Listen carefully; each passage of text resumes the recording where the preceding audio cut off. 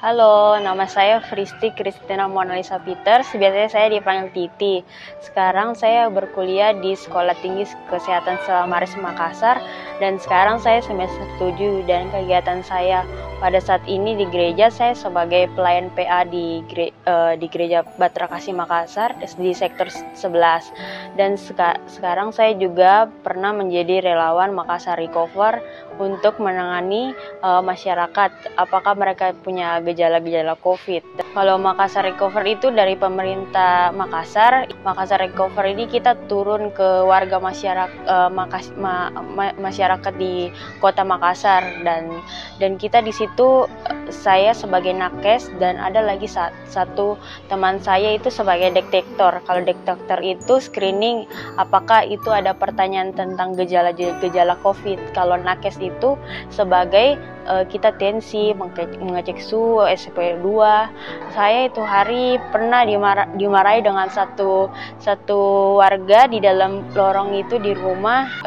Baru itu warganya bilang, kalian membawa virus ke rumah kami karena kan kalian setiap rumah itu kan kalian cuma pakai APD itu jadi tidak diganti-ganti. Dan saya bilang kan kita turun ini sebagai nakes ibu dan detektor sebagai screening, dan nakes itu juga ibu itu pemerintah yang minta kita untuk turun karena tidak sembarangan juga orang yang turun dari Makassar Recovery itu dipilih, memang betul dipilih-pilih dari pilihannya diri kita sendiri sebagai sukarelawan Makassar Recover. Karena memang saya dari awal memang saya tetap broadcast itu memang wajib di keluarga saya juga wajib karena harus ketat, tidak boleh misalkan kita keluar tidak pakai masker itu, walaupun kita keluar kita harus tetap pakai masker karena itu penting bagi kesehatan kita.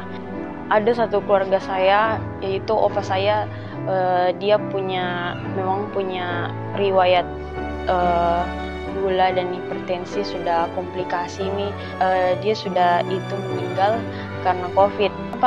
Keluarga saya ada yang meninggal karena COVID, kayak merasa penyesalan sekali, apalagi opa yang tersayang sekali bagi keluarga, yang sebagai penopang buat keluarga kita, sebagai penguat di keluarga kita. Dan itu COVID memang sangat jahat sekali buat saya karena itu bisa mematikan kita tetap melakukan broadcast walaupun kita di gereja, dimanapun kita berada kita tetap double masker, itu penting bagi kehidupan dan kesehatan kita. Halo adik-adik layan yang cantik dan yang ganteng, walaupun kita pandemi ini saat ini kita tidak bertatap muka, walaupun kita cuma via Zoom dan membuat video setiap minggunya, tapi adik-adik harus tetap bersemangat dan sukacita walaupun kita ibadah melalui virtual saja. Jadi adik-adik kalau mau keluar, kurang broadcast, memakai masker, mencuci tangan dan tetap menjaga jarak.